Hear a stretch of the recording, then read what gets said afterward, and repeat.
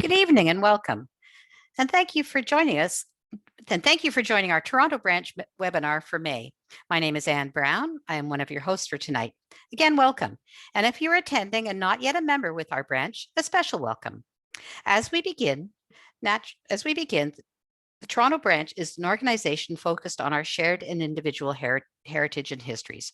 While we gather together tonight from many places, we acknowledge that the land we live and meet upon is the traditional territory of many nations, including the Mississaugas of the Credit, the Anishinaabe, the Chippewa, the Haudenosaunee, and the Wendat peoples, and is now home to many diverse First Nations, Inuit, and Métis people. We also acknowledge that Toronto is covered by Treaty 13 with the Mississaugas of the Credit. At the end of the presentation, you will have an opportunity for questions. You may submit these using the chat feature by sending your questions to the host identified as questions. Most of us have the hang of this by now, but if you need a refresher, we'll cover that after the presentation. We also invite you, those attending from outside the Greater Toronto area, to identify where you're joining us from by submitting your location also to the host identified as questions. If you begin to experience technical problems while in tonight's webinar, please send a note to the host identified as tech questions and we will try to assist you. And lastly, we are recording this session tonight and we'll post this session for later viewing from the Toronto branch website. We expect the recording to be available within 48 hours. Pearson's opinions, what one man's preoccupation with death can tell us about early Ontario. On December 15, 1853, William Henry Pearson took up a new and oddly macabre hobby. In a new notebook, he wrote out the title, Dates of the Decease of Those Who Are My Friends or with whom I was slightly acquainted. For 67 years, Pearson would record the names, ages, occupations, causes, and date of death, and his own recollections of 4,200 individuals, nearly all who lived in or had a connection to Toronto.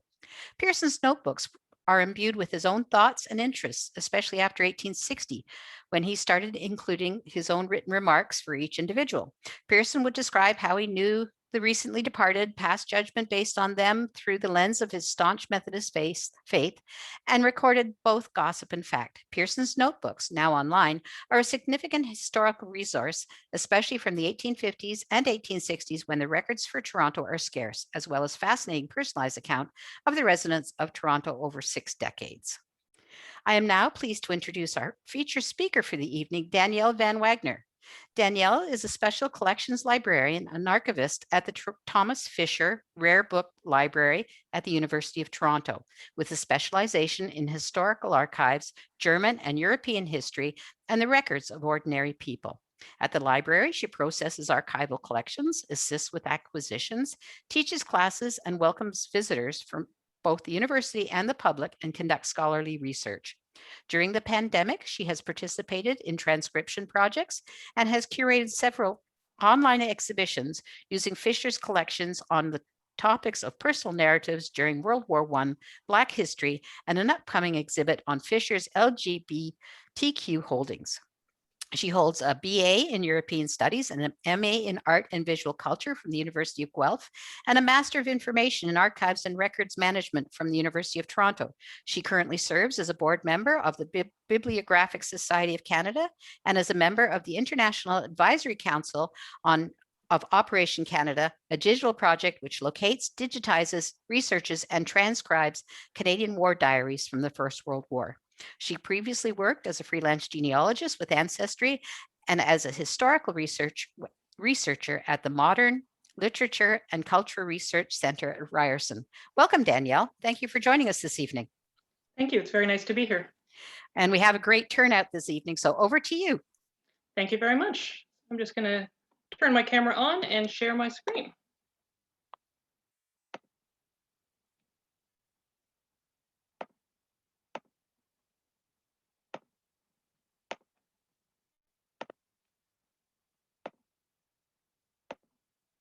All right. So thank you for that introduction, and I am very happy to be here and presenting to you all this evening. As previously mentioned, I'm an archivist and special collections librarian at the Thomas Fisher Rare Book Library. And since this may be an institution not all of you are familiar with or know a lot about, I wanted to start with a quick introduction. The Thomas Fisher Rare Book Library is located on the St. George campus of the University of Toronto and is the largest rare book library in Canada. We are, or we will be once we're reopened after COVID, open to the public, and anyone is welcome to visit the library or look at our holdings and visit our exhibitions and our open houses.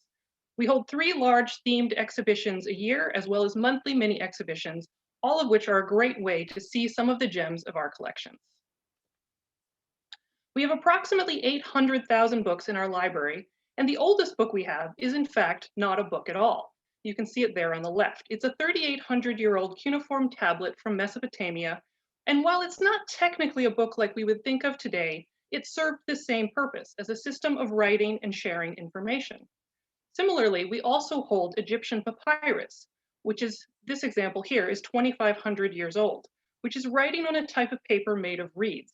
Our papyri is primarily composed of legal documents. The one right here on the right is a marriage agreement, which is 2,400 years old. So that's one very old genealogical document. Then we have what you might think more traditionally as books. So our oldest bound book is from the 11th century or 1050. And since the Western printing press was not invented until 1436, it's a manuscript, meaning it's written by hand. And it's called the Codex Trontoensis, or the Toronto Gospels. And it was given that name by its former owner, the Reverend Canon Henry Scatting, a very well-known Toronto clergyman and the canon of St. James Cathedral. You may be familiar with Scatting Cabin on the exhibition grounds or Scatting House at Trinity Square near the Eaton Center. Scatting bequeathed this handwritten copy of the Gospels in Greek to the university in 1901 after his death, along with several other items from his library and some of his own personal documents, including early photograph albums of Toronto taken in the 1860s and 1870s, of which I'm showing 2 examples. Now, at the library, we often get asked, what makes a rare book rare and what do we collect? Now, obviously, the items that I've just shown by Scatting are one of a kind or very rare, but for us, the definition can actually be quite varied. Not every book or item that we have is one of a kind or even worth a lot of money. A book can be rare because not a lot of copies were printed, or because it was once owned by someone well-known or historical, or it could be considered rare because it was once part of a larger collection or library. So for example, we hold books which were once kept in the libraries of dukes and earls in large manor houses in England, and keeping those together makes them rare. Books can also be considered rare because someone made notes in the margins or had the book bound in a particular way. One of our very special treasures is the Shakespeare's First Folio, which is the first ever printing of Shakespeare's plays, printed 7 years after Shakespeare's death by the acting company at the Globe Theatre. 750 copies of the book were published in 1623, but only about 250 exist now, and we have the only copy in Canada, which makes it doubly rare and a very important book for us. At the Fisher, we collect both books and archival materials on a number of themes. So for example, we collect illuminated and medieval manuscripts, the history of medicine, early science, travel, the Reformation, Alice in Wonderland, English literature, and of course, Canadiana and local history, which is just to name a few, but literally we have a little bit of everything. So the odds are if you're looking for something on a specific topic, we might have it. Our archival collections are the papers amassed by individual people or groups. This can mean letters, diaries, photographs, poetry, writing drafts. We collect both historical and modern collections, and one of our main focuses is on Canadian writers. So for example, we hold the papers, including their letters and drafts of their books, from Canadian writers like Margaret Atwood and Lawrence Hill, and Leonard Cohen, who some people don't know was a poet before he was a songwriter. We also hold historical collections on other topics like science and medicine. So for example, we have the papers of both Frederick Banting and Charles Best, who invented insulin 100 years ago, as well as collections relating to history, travel, women, theater, and Judaica, as well as a few family collections. We have over 800 individual archival collections, and when we are calculating our archival collections, we actually calculate them by meter. So if we were to line up every single box of archival papers that we hold, it would measure out to be over 5 kilometers long. So you could start at the CN Tower, go past the St. George campus, and all the way up to Casa Loma with all of our archival boxes. Now, while we do not hold material that is solely for the purpose of genealogy, so we don't have birth records or church records and things like that, we do have a lot of material that demonstrates personalized experiences of historical Toronto, which can place where and how your ancestor lived in context.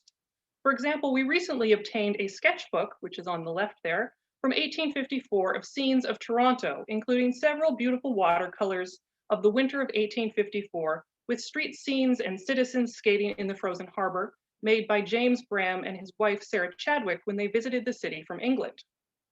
Another interesting source is a collection of photographs taken of the city of Toronto between 1864 and 1868 by Octavius Thompson for his book Toronto in the Camera, published in 1868, which we have an example on the right-hand side.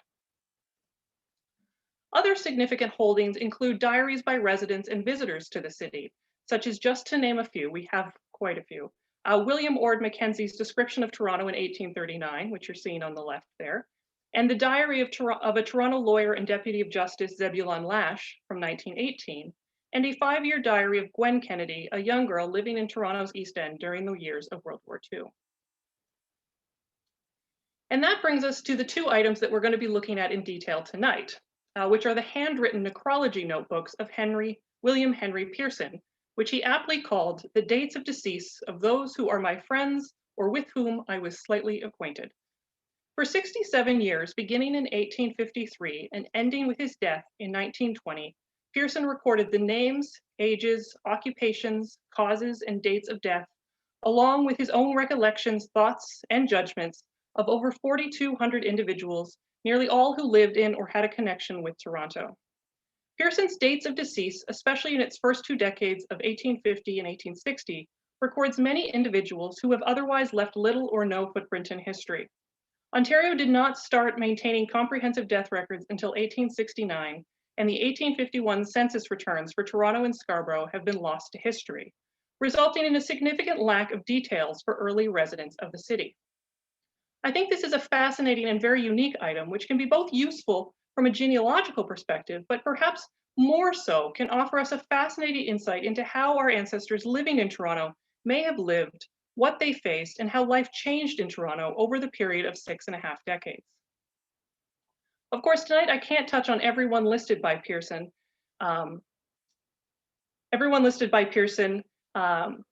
And so instead, today's presentation is really intended to introduce the notebooks, explore some interesting people, events, and trends, and let Pearson's own words take us along for a ride about one man's obsession with the history, deaths, and morality in his hometown of Toronto. Now, these two items have actually been digitized, and the Fisher is also undertaking a transcription project with them. So currently, volume 1, which starts in 1853 and goes up to 1897, is about 45% transcribed, and volume 2 is 100% transcribed. So after my talk, you're more than welcome to go take a look for yourself, for anyone you might be looking for, or just to flip through them for interest's sake. William Henry Pearson was born in 1831 in England and came to Ontario in 1835 at the age of 5, and settled first with his parents and brother on a farm in Brantford. But his father, John, had worked in insurance in London before coming to Toronto, and John soon discovered he did not know the first thing about farming. So he moved his family to the bustling city of Toronto in 1839, which had been incorporated just 5 years before and had a population of 12,000. By December 1853, when William Henry Pearson took up his unusual, although not completely out of place for the Victorian period, hobby of cataloging the recently deceased, Pearson was a 23-year-old man who was no stranger to death.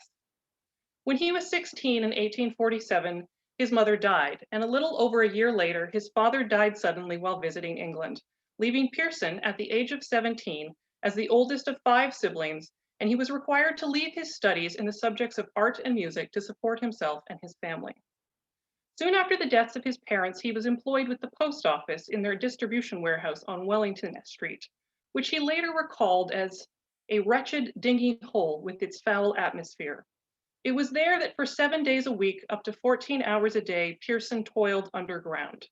But in 1851, he was promoted above ground to the office at Yonge and Front, where he sorted the mail and greeted residents who came to collect their letters. It was here that he was, quote, brought into contact with a very large portion of the residents, unquote, and soon became familiar with the names, firms, and residents of nearly everyone in the city. This position gave him unique access to the gossip of the city, both life and death. He heard about it all at the post office. It was likely this position and what he heard there that led him to begin his dates of decease. In 1914, Pearson would pen his memories of living in early Toronto, titled Recollections and Records of Toronto of Old. Writing in 1914, Pearson is 83 years old and far removed from the 23-year-old who had first recorded the deaths of his friends, neighbors, and acquaintances in the early years of Toronto. Yet even 60 years later, he acknowledged his bizarre 6-decade preoccupation with death. He said, "It seems a very strange thing to have done, and I hardly know why I commenced keeping it, possibly because the keeping of statistics and records is one of my hobbies." Flipping through through Pearson's 2-volume necrology is a history lesson in and of itself. You might come across some familiar names: Jarvis, Baldwin, Mackenzie, or prominent positions like alderman, chief justice, police constable. But they're set alongside much more ordinary people: grocers, young female stenographers, early Black settlers, Irish immigrants, and tavern keepers. These records, kept over such a long period of time, provides an insight into serious epidemics, illness, and the general health of Torontonians and how that changed over time. Pearson's first page, dedicated to recording the deaths in the city, captured Toronto's last major cholera epidemic. For him, it was a close-to-home reality as he penned in the names of 4 people he defined as playmates or schoolfellows. He listed Sherwood Olmsley, R. Brewer, Thomas Carfor, and J. Statesbury, who were all under the age of 20 and who died within 3 months of each other in the late spring and early summer of 1854. He would go on to capture other outbreaks: smallpox in 1863 and 1869, and ongoing typhoid outbreaks caused by the polluted water of the Don and the harbor in the 1860s and 70s. The latter had a very personal connection to him. While Pearson generally did not record children, he did make a few exceptions, including in 1870 for the death of his own son of typhoid fever, John Wesley Pearson, who Pearson carefully calculated to have died at 11 years, 11 months, and 28 days on September 1st. As Pearson made a point to only record those that he knew, it shows the true extent of each of these outbreaks. Between 1853 and 1875, Pearson knew 12 people that died of cholera, 15 from typhoid, 5 from dysentery, and 5 from smallpox. This paints a realistic, personalized, and grim account of everyday life in Toronto, the constant presence of death, and what effect the loss of so many family, friends, neighbors, and acquaintances might have on its citizens. However, while epidemics like cholera and typhus were deadly, they were comparatively short-lived and isolated throughout. So throughout Pearson's pages, consumption would prove to be a far deadlier and constant threat to his friends and acquaintances.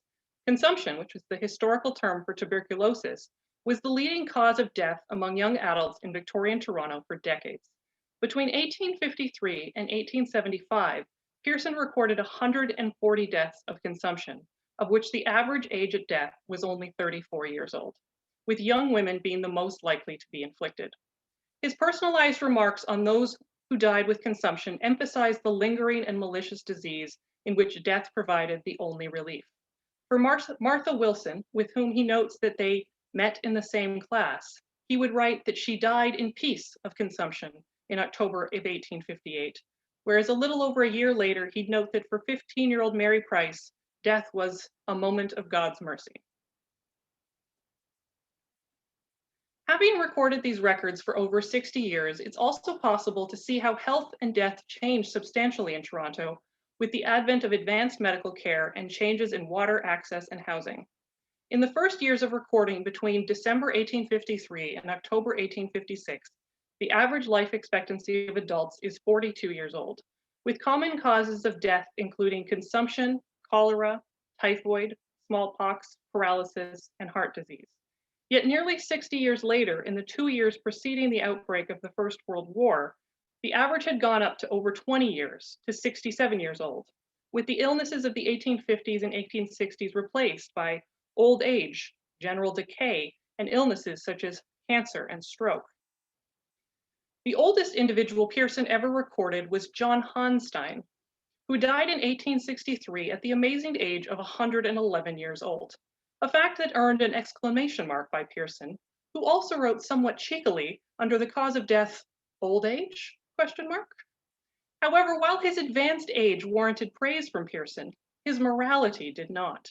Pearson wrote in his notes on Honstein that he started his own clothes firm at the age of 96 and continued to be able to work until a few years of his death. But he also wrote, "When I knew him, he was a hardened sinner and then died one." Amazingly, Honstein's age is actually confirmed in both the 1861 census and his cemetery records at the necropolis, so he actually was 111 years old. In 1852, a year before he began recording deaths, Pearson converted to Wesleyan Methodism, which was likely the most decisive choice in his life. He would become an adamant and lifelong adherent to the denomination and was fiercely dedicated to his church, its tenets, and rules. He and his wife, Mary Ann Klein, whom he married in 1856, would raise their 8 children in the faith. His home church was the Richmond Street Wesleyan Methodist Church, which you can see here on the left, which was located at the south side of Richmond Street, midway between Yonge and Bay Street, which he described in his 1914 book as perhaps the largest and most influential Wesleyan Methodist church in Canada.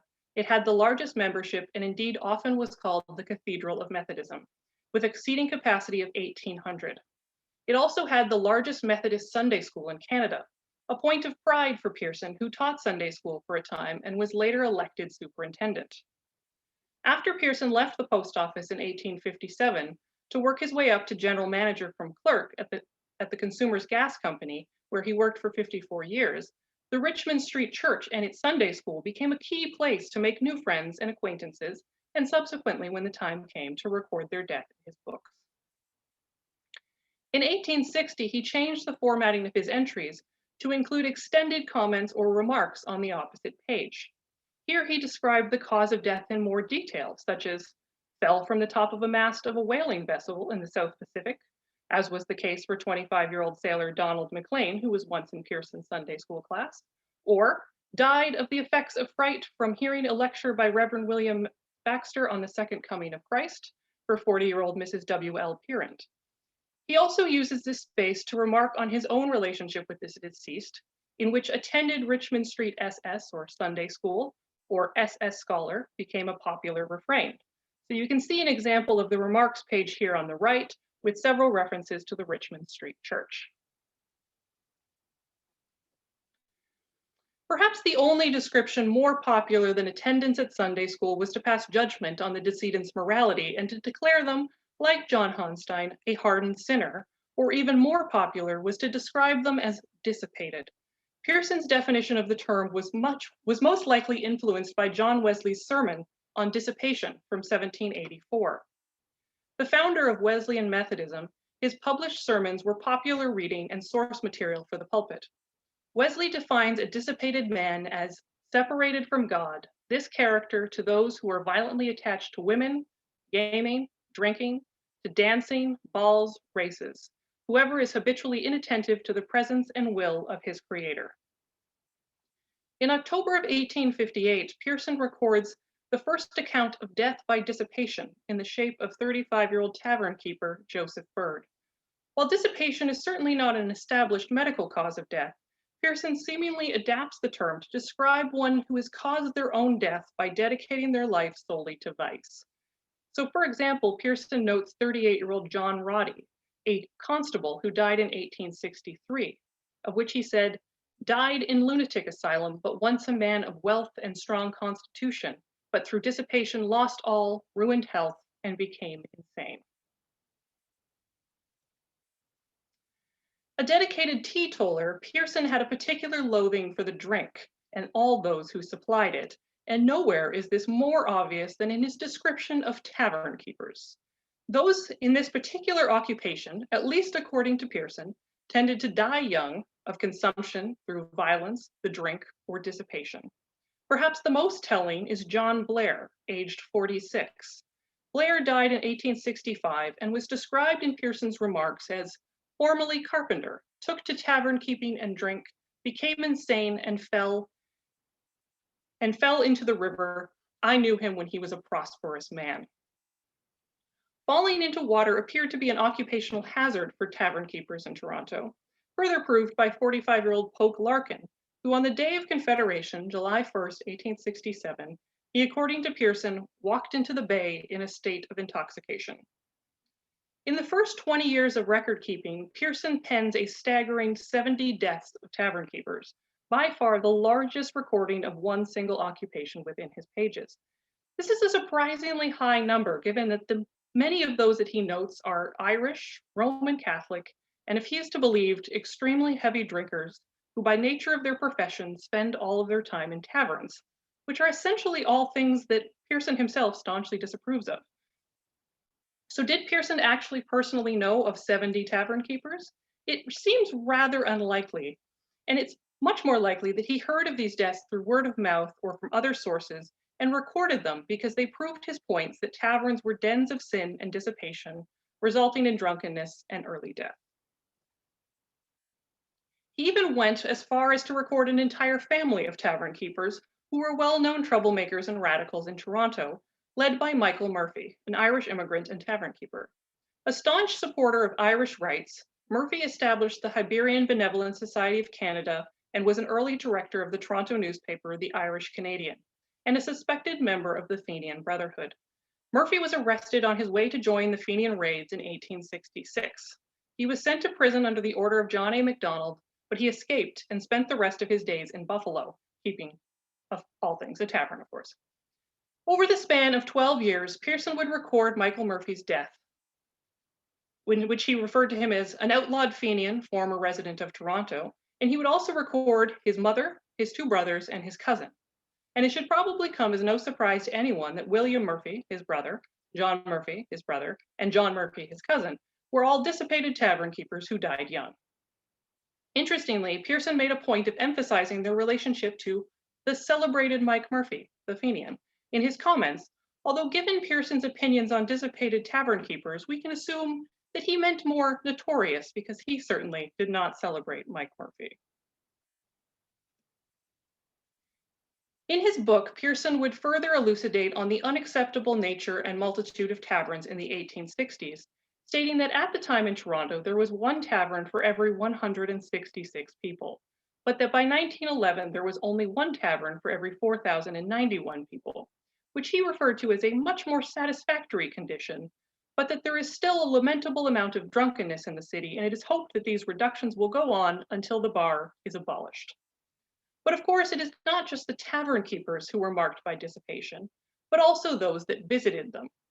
Like the tavern keepers, Pearson enjoyed remarking on those that he deemed the drunkards of the city, and their deaths caused by intoxication.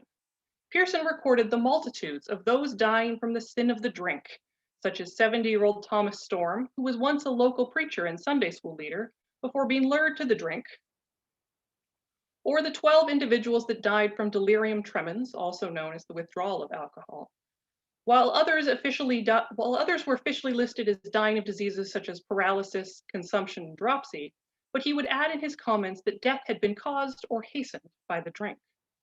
Of course, there are also those like 45-year-old merchant Thomas Hutchinson that fell down the stairs while under the influence of liquor and were found in the morning. But Pearson was also keen to create an association between insanity and alcohol, such as 47-year-old clerk James Hannix, who, quote, was insane, took his drink freely, or Charles Bursey, who had been the postmaster of Toronto when Pearson worked at the post office, who hung himself when he was drunk insane. Well-known figures were not immune from proclamations of their supposed dissipation either. Ned Hanlon, whose father John had been a porter of Pearson's father, was a professional and world-renowned rower from Toronto, whose statue you can now see at Hanlon's Point on the island. And he received the transcription, champion oarsman of the world, dissipated in his later years when he died in 1908 at the age of 52. Likewise, Major Hampton Zane Churchill Cockburn, a hero of the Boer War and a recipient of the Victoria Cross, as well as a graduate of Upper Canada College. At the time of his death in 1913, he was memorialized by the Ottawa Journal as one of Toronto's worthiest sons. Yet for Pearson, morality was on par, if not more important than historical fame. As he wrote, son of J.R.R. Cockburn, Victoria Cross, dissipated. Pearson even tied dissipation to significant events, including a murder trial and the last ever public hanging in the city. Maurice Malone, who died at 26 years old of unstated causes, had served as a witness against members of his own gang, the Brooks Bush Gang, a notorious gang who, according to Maclean's article published in 1931, was composed of men and women of the lowest standings in the social scale, who had infested a 40-acre woodlot known as Brooks Bush. They terrorized the neighborhood about the Don Bridge. The Brooks Bush Gang was instantly suspected for the death of John Sheridan Hogan in 1859, who was found dead at the mouth of the River Don and was suspected to have been thrown from the bridge. James Brown, the leader of the gang, was hanged in 1862 for the crime, and less than a year later, Pearson would pass judgment on Malone, quote, "Knew him from a boy, always dissipated, one of the Brooks Bush Gang." Pearson's dedication to recording the immoral and dissipated also resulted in the listing of a large number of suicides, which actually offers additional historical information that was previously unavailable. The 1990 article, Death in Victorian Toronto, 1850 to 1899, by Risa Barkin and Ian Gentles, contains a comprehensive analysis of death in Toronto based on the records of the Pottersfield Cemetery and the necropolis, which are the only consistent records available before the institution of the province-wide death registry in 1869. And they proffer that suicide was rare, with only 6 cases between 1850 and 1867, and an additional 23 cases between 1868 and 1885. Yet Pearson records 12 cases of suicide just between 1856 and 1867. And of course, these are only coming from people that he knows or is acquainted with.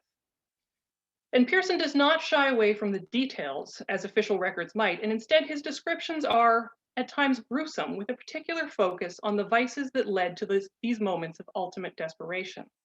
Such examples include John Astley, who at age 49 shot himself under depression caused by want, and James Hunter, age 64, who in July 1867 cut his throat under attack of temporary insanity. In fact, of the 12 cases described by Pearson, 11 men and 1 woman, there are no references to their deaths available in any genealogical records, although one is referenced in the Globe, which we shall get to shortly. And of course, while Pearson was a social individual and active through his work, social engagements, and church, he could not have heard of every death, especially to the degree of detail that he records, through his own knowledge or from word of mouth. There is evidence that, especially for the more dramatic deaths, he obtained some information from the Globe newspaper. Take, for example, the case of Edward Thomas, a 26-year-old who drowned while skating in the early spring of 1862. His entry in Pearson's book is accompanied by the comment, "His wife had premonitions of his death."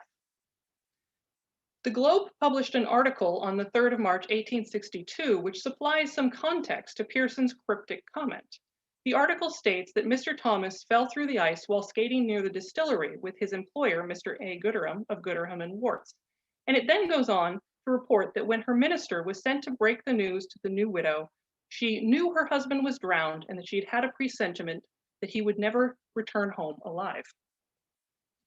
Similarly is the case of John Harrington, a 40-year-old hardware merchant who on the 14th of May, 1859, was killed. Pearson's description of the death is unusually descriptive for him. He writes, "A horse bucking him against a tree" as the cause of death. This description is echoed in a rather colorful Globe article, which states, "The horse going forward brought Harrington's forehead into a collision with a tree, and that before his friends, who hastened to assist put a light, he was a corpse." This brings the likely conclusion that Pearson probably read this article. However, it should come as no surprise that Pearson did not always check his information with the Globe newspaper, and he does get things wrong. Such is the case of John Samuel Blogg, a 45-year-old shoemaker who Pearson reports cut his own throat in 1863 after he became somewhat deranged through drink. Yet the Globe article, drawing from the official inquest, states that he came to his death by taking an overdose of laudanum while laboring under temporary insanity. Within the deaths Pearson records, approximately 25% were women. Many of the women are recorded solely under their husbands' names, such as Mrs. Herbert Mason, who died after childbirth in 1871, or under their Christian names, such as Mrs. Mary Cheadle, who died at age 38 of consumption in 1864, but under occupation is then listed as the wife of J. Chiddle. However, in many cases, Pearson provides valuable historical and genealogical information for women, especially for those who were married early in Upper Canada when marriage records were often scarce, because he records their maiden names. So, for example, Mrs. Parker, late Mrs. Brown, when she died of age 25 in consumption in 1858, and he occasionally even records the names of their fathers, as was the case with the memorable Mrs. Eliza McNabb, who died of peritonitis at the age of 26 in 1863, who Pearson notes as the formerly Miss Green, daughter Dr. Green of President Conference, married a dissipated villain who had some time after to cut his own throat. Women were far less likely to be dissipated than men, and Pearson often took the occasion to remark on their piousness and goodness, such as Mrs. Margaret Taylor, who was described as a remarkably wise and holy woman in 1858, or their attendance at church or Sunday school. Class leader, Elm Street, an excellent woman, he said of Mrs. Elizabeth Jennison in 1862. Pearson sometimes had occasion to record the deaths of unmarried women who, which is actually quite useful, as who, if they never had children, are much more likely to become lost to history. Some were young girls with prominent fathers, but there were also those in the lower classes, such as Eppie Purvis, a 77-year-old domestic servant who is not recorded in any historical records for Toronto, but who he notes was an eccentric character, an old maid, in 1871. Pearson rarely records women who had their own occupation, although this did begin to change in his second volume, which began in 1897. But he really only recorded women with accepted feminine occupations, such as schoolteacher, secretary, or stenographer. Pearson recorded two young stenographers who worked at the Consumers Gas Works, including Margaret Murray, a 28-year-old who died of pneumonia in 1908, who he praised as my stenographer for over 5 years, a very bright, intelligent, excellent Christian young lady, most proficient.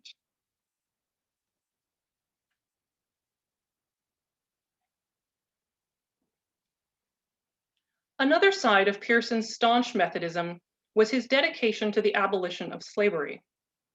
Perhaps because of this, Pearson included Black residents of Toronto in his dates of decease, occasionally remarking on their race, but more frequently listing them as just another resident of Toronto.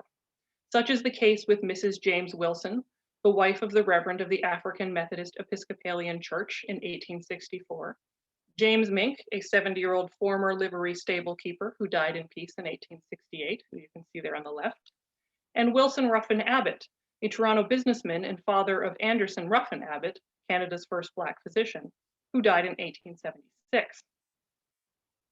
However, it should be noted that Pearson's description of members of Toronto's Black community were restricted to well-known personages or those he knew personally, which resulted in a necrology that was still largely centered on the lives of middle-class and upper-class Anglo-Canadian men and their wives. In fact, as evidenced by previous examples, exceptions to this, the lower class, Irish Catholics, and single women, are largely focused on issues of morality, judgment, eccentricity, and vice.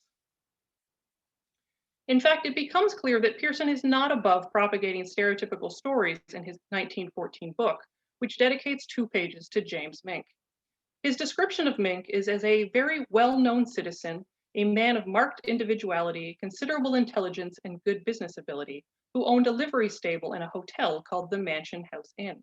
Pearson knew Mink, as his livery stable was just behind the post office where he worked as a young man. However, Pearson also retells a quite amazing historical story regarding Mink and his daughter. Pearson recounts, in an attempt to improve his daughter's social situation, Mink encouraged his daughter to marry a well-to-do American white man, only for the disputable scoundrel to sell her into slavery in South Carolina. Distraught, James Mink posed as the slave of his white wife, and together they went to the American South to repurchase her and brought her back to Toronto. And while certainly intriguing and salacious, the story is also completely fabricated, which was recently proved in 2016 by Ghislaine Perrin in an article in Ontario History. who she actually managed to date the story back to a serial novel called Norman Sinclair by Scottish author William A. Toone in 1860.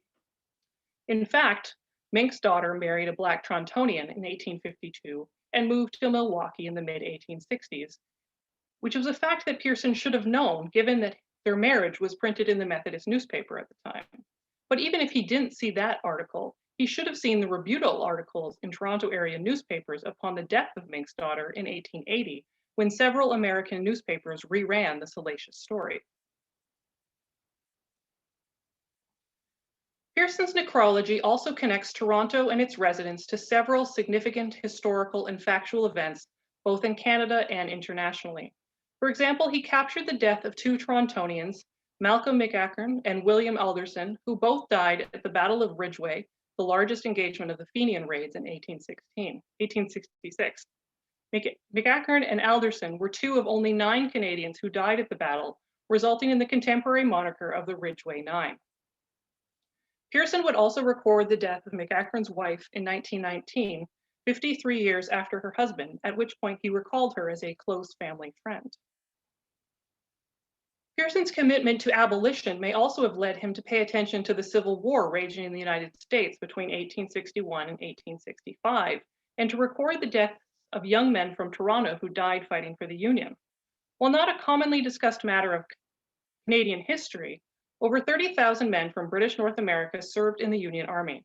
The vast majority had already been living in the United States prior to the outbreak of war, but Union recruiters were known to come to Canada looking for eager soldiers. Pearson lists the death of 4 young men from Toronto who fought in the American Civil War. These men, presumably Union soldiers, include J.H. Taverner, who Pearson describes as an excellent young man shot through the breast at James Hill, and 19-year-old Chris McCory, who died of wounds from the Battle of Malvern Hill. Strangely enough, Pearson would record the same amount of dead soldiers in the American Civil War as he did for the Canadian involvement in World War I, where he notes only 4 soldiers, even though 4,904 soldiers and nurses from Toronto died between 1914 and 1918.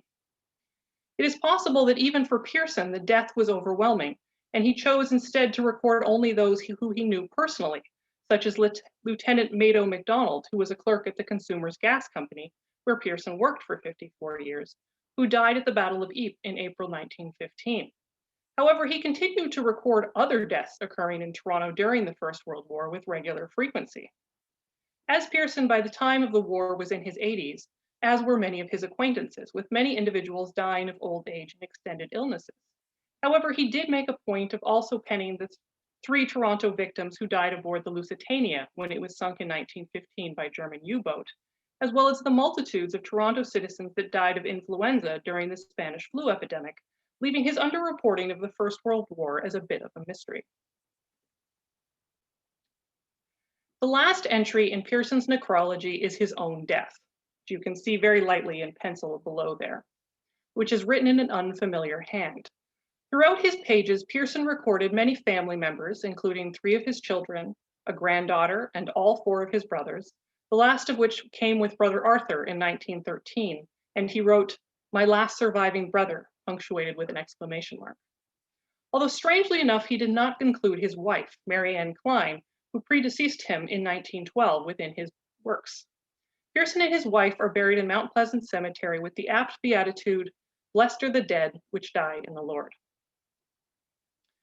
Browsing through the handwritten content of these 2 volumes, it becomes apparent that all manner of death, illness, suddenly, lingering, violent, was expected and routine in the early days of Toronto. Pearson details the life and death of 4,200 Torontonians, both the regular citizen and the more prominent. They are distinguishable from the historical records like census returns or headstones through Pearson's casual comments, recollections, and descriptions, which reveal a more personalized account of history. As a collection, Pearson's books stand out as a valuable social history tool, with the ability to demonstrate the rapid change of Toronto over 6 decades. Together, they provide the building blocks for analysis on epidemics, morality, causes of death, and demographics of the changing citizenry of Toronto. Pearson's position as a staunch Methodist dedicated to statistics allows us to glimpse into the belief of a teetotaler and an abolitionist and how he viewed his friends, neighbors, and fellow residents of the city that he faithfully committed himself to record. Buried within its pages, it provides names and details of those lost to history and gives an interested researcher an opportunity to learn more about how people lived and died in the earliest decades of Toronto. Thank you very much. Wow. Thank you, Danielle. That was wonderful. I really enjoyed that. Now we have an opportunity to take a few questions for Danielle. To submit a question, send a message to the host identified as questions using the webinar chat feature. And we'll just go over this quickly. You will find the chat button in your control bar, typically at the bottom of your window. If you don't see the control bar or the chat button, you may need to wiggle your mouse or touch the presentation on your device. When you press chat, that will open a panel or a floating window. From there, you can send a message to the host identified as questions, and we will pose your question to Danielle.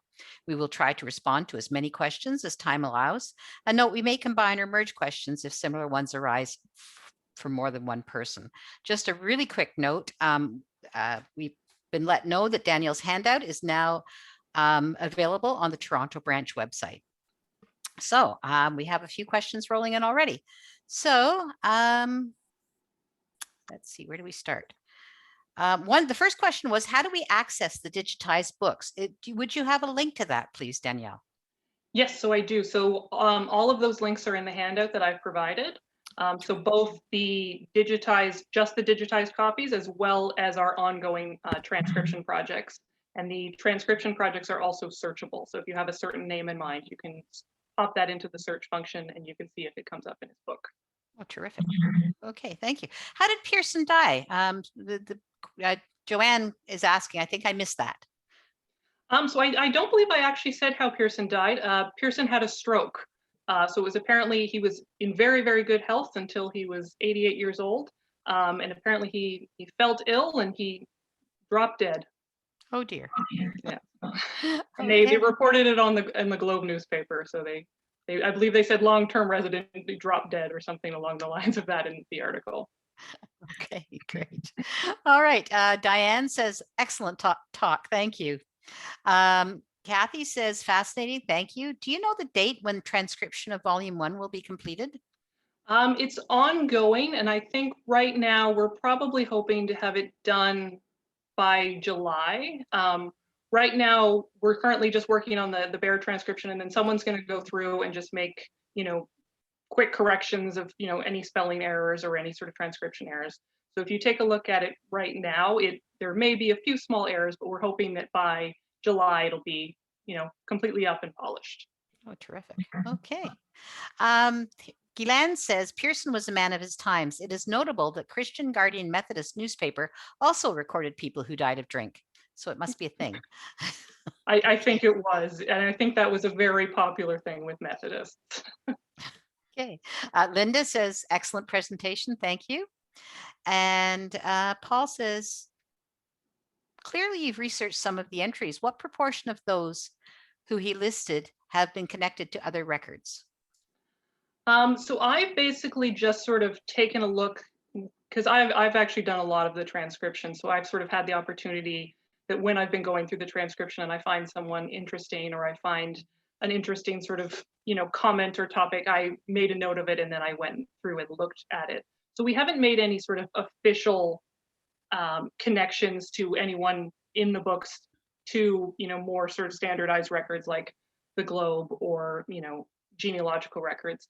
So basically it's just sort of a handful of the ones that I've done in this presentation. And then I've also done a small article for the library. So it's just sort of the research that I've done personally for my own interest in this. Okay, great. Julian says, fascinating topic. Thank you for this presentation. And that looks like the end of the questions. If anybody has any, please type them in quickly and we'll get them for Danielle. Okay, no, it doesn't appear to be any. So at this point, thank you. Thank you very much for such a wonderful presentation. And thank you. Thank you for having me. I really enjoyed coming out here and having the opportunity to sort of put all of this together and, go through some of my favorite stories from Pearson and expand on them a little bit. Well, that was great. Thank you. So, and don't think there's any more. So just really quickly, going back to our request for people to tell us where they're from tonight. We have a number of people from Guelph, Winnipeg, Kingston, London, Apsley, which is in Peterborough County, Ottawa, Owen Sound, Manzanati, Oregon, and Calgary. So they're fairly far flung to listen to your talk tonight, Danielle. Thank you. Thank you. All right. So we are on to what's coming up. My roots, your roots, our Ontario roots. This Ontario Ancestors Conference is coming up this week, and you can see what's going on tonight. We're starting the fast track sessions. The June 3rd is the OGS webinar, Ancestry Day, keynote presentation, and conference weekend. So register now, conference at conference.ogs.on.ca. I'd now like to take a moment to alert you to some of the events coming up at Toronto Branch, which of course are naturally will all be on Zoom. The first events, June 16th, 17th, 23rd, and 24th is the lecture series that we've been talking about, Uncovering Unusual Lives, 4 Case Histories, Misbegotten, Misled, Mistaken, Paul Jones, The Curious Case of Dr. Henry Head, Gray by Jane McNamara, Fake News, Read All About It by Guylaine Petrin, and 1850 Murder Behind Toronto's Oldest Ghost Story by Eamon O'Keefe. So register now. And our monthly meeting at the end of June, featuring a presentation by Thomas McKenty. We're looking forward to this, Hiding Out in the Open, Discovering LGBT Family History, and plus a mini presentation by Glenn Wright, Extra, Read All About It, Cousin Lyman and the Power of the Press. And we are thrilled to announce that after a 1-year hiatus, again, the Toronto History Lecture is back and will be presented virtually on August 3rd, 2021. A call for speakers has now gone out. Mark your calendar and watch the website for details in the coming weeks. Once again, thank you for joining us, to our members, and especially those joining from a distance. And on your behalf, a huge thank you to all those who made it happen tonight, including our presenter, our host behind the scenes, and that's it. Stay tuned, try something new next month. And above all, wherever you may be, stay safe, and we will see you again. Good night.